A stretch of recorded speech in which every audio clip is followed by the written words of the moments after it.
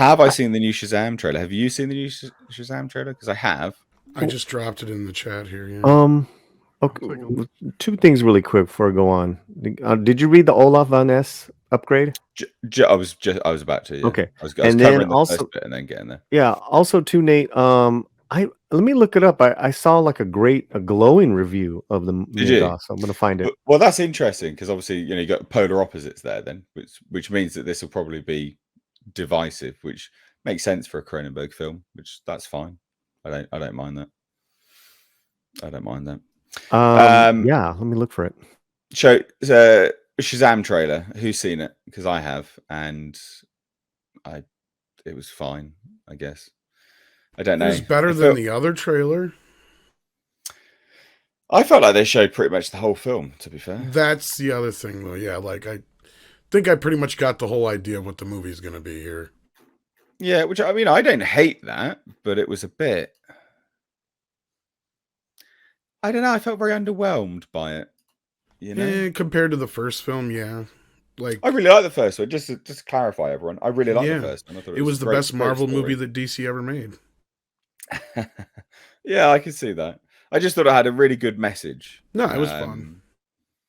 Well, it was just a nice message, It was like about family, and your sort of family can be sort of anyone you choose it to be, and that's more important rather than blood and stuff like that. And I liked that.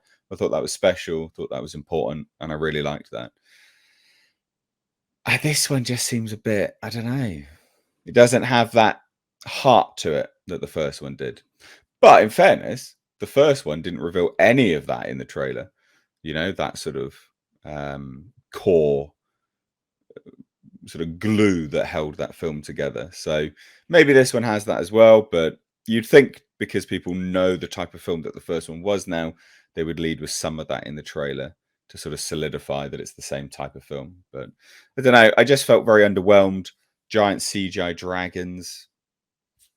I just, big blue domes. I was like, what is this, like the 2000s again? Like, what's going on here? Seemed very like a throwback. Tom, you've just watched it, haven't you? What did you think? I just watched it. Helen Mirren is having a very good time these days. Yeah. Yeah. Lucy losing it as well, isn't she? Yeah, I think you're right, Nate. It does show too much. Like I don't like trailers where they show someone's falling. Oh, but she gets rescued. Those kinds of trailers take the teeth out of the whole reason you're going to see it. So it's like, oh, there's this scene where he rescues her. I will say one thing in its defense. It's tone. It's a kids movie. It's very much a kids movie. In the look, the feel, it seems to be having fun. It doesn't seem to go too dark, and it does seem to have comedy with dramatic moments, which is what you're paying for. And I feel like it's a middle of the road looking film. It might have some heart.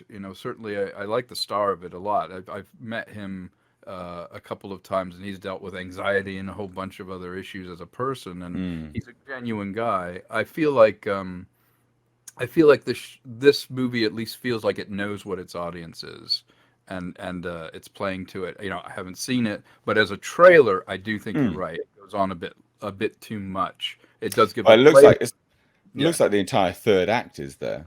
Yeah, and you should never. I have a rule: you only show first act and a little bit of the second act in a trailer. You never show third act stuff in a trailer, and that rule is broken very, very often. I think Paulie agrees with that. That it's that's like the yes. It's like you just show too much in these trailers, which is another reason why trailers like 20 minutes long. It's like, well, you're showing like 3 to 5 minutes of the movie. Why are you doing that? Yeah, I got a mixed confidence. Oh, go ahead, sorry, like you said, it's like the third act of it. It's like, no, don't do that.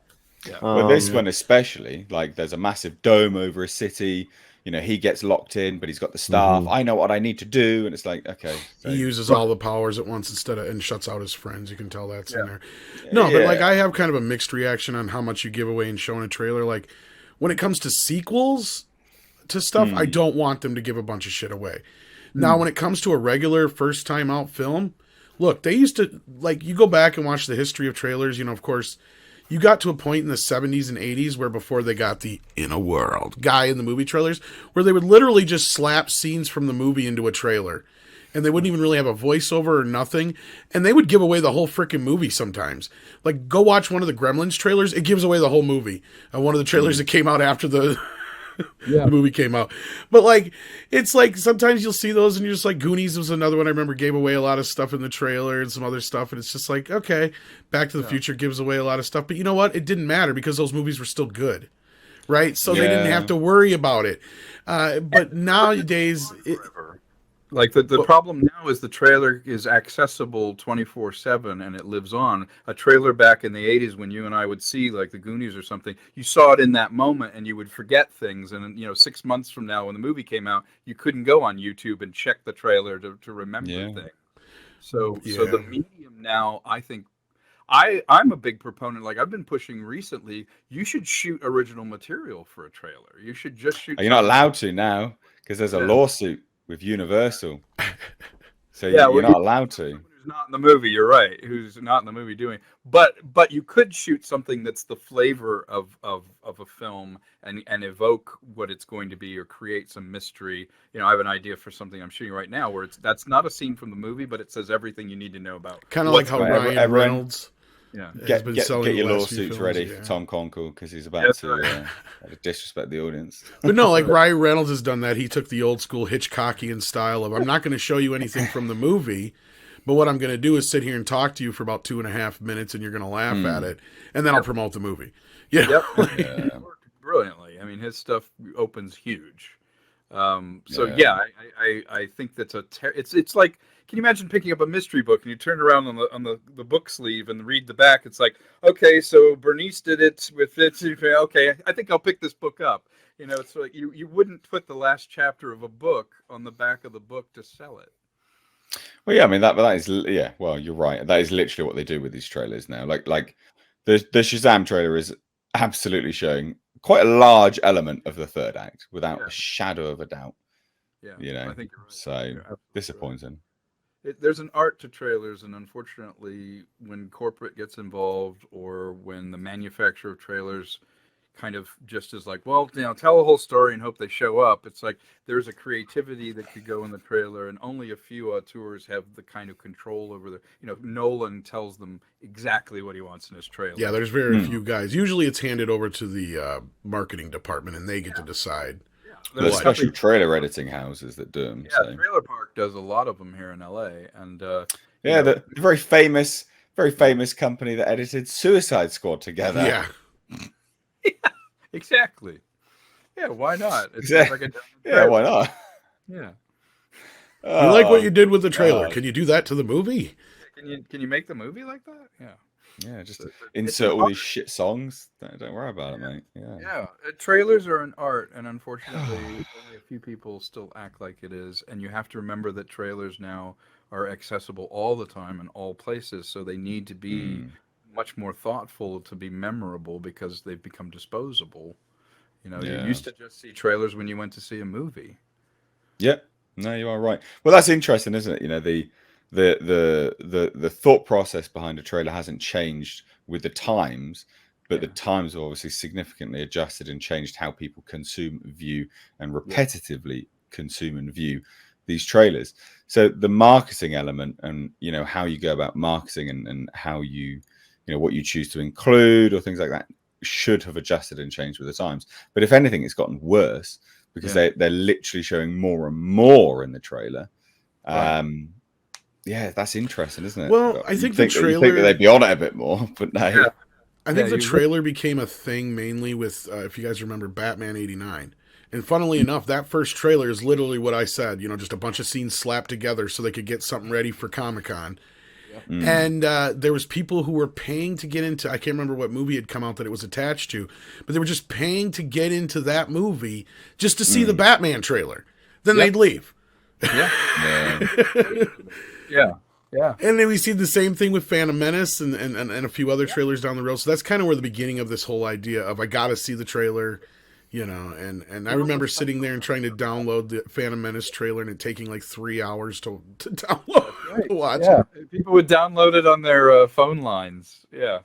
And God there was damn. a specialness to that. I think scarcity. Actually, Nate, you bring up a great point. I think the reason they're showing more is because the shelf space is cheap now. Like, there's no Yeah, reason to yeah. economize. You're like, it could be 10 minutes. Doesn't matter. It'll just be on YouTube. It'll just be on this. It could be 15 minutes. I mean, who cares? There's no Yeah. sort of discipline that you have to go, well, we've got screen time before this movie. We've got to make it great in 2 minutes. Now it can be anything. Well, that's that's similar with movies, isn't it? The needs and necessity change. Someone in this chat mentioned Jaws, and Jaws. Well, they're not mentioning Jaws, but I'm talking about Jaws the film, right? Like Jaws is a great example of needs and necessity making a film better. Like budgetary constraints, issues with the animatronics made that film significantly better. If you have everything that's accessible at all times and you can just pour everything out, whatever, with no constraints, doesn't matter, whatever, everything's worse off for it, generally speaking. So it's a similar kind of example with trailers on a whole. So yeah, interesting. It's got to have something to push against. The best art has a frame around it. It has a border, a boundary. It has something you have to work in. If you could just scroll a painting in all directions, you'd have no composition. You'd have no one saying no. It's the limitations that make you creative. Yeah, there you go. Exactly. And Jaws had, hands down, both Jaws 1 and 2 probably have some of the more memorable trailer lines in history. It's like the first one is like, it's like God made a perfect killing machine and gave it Jaws. It's like, oh, I love that line. It's just chilling. And then the second one, of course, is just when you thought it was safe to go back in the water.